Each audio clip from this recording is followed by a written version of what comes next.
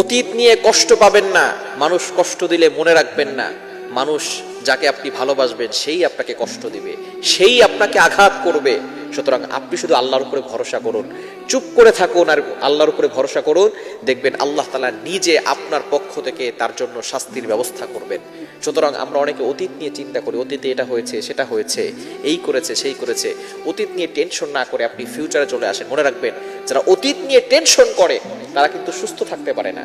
আস্তে আস্তে করে তাদের ভিতরটা নষ্ট হয়ে যায়, তারা স্ট্রক করে ফেলে। সুতরাং বিশেষ করে চিকিৎসা বিজ্ঞান এটা নিয়ে গবেষণা করেছে, যারা স্ট্রক করে তারা ম্যাক্সিমাম মানুষ হচ্ছে চিন্তিত, দুশ্চিন্তায় পড়ে থাকে। সুতরাং দুশ্চিন্তা থেকে মুক্ত করে অতীতকে ভুলে গিয়ে আপনি ভবিষ্যৎ নিয়ে চিন্তা করেন, কিভাবে আল্লাহর ইবাদত করা যায়, আল্লাহর সাথে সম্পর্ক করা যায়, সেটা নিয়ে চিন্তা করেন।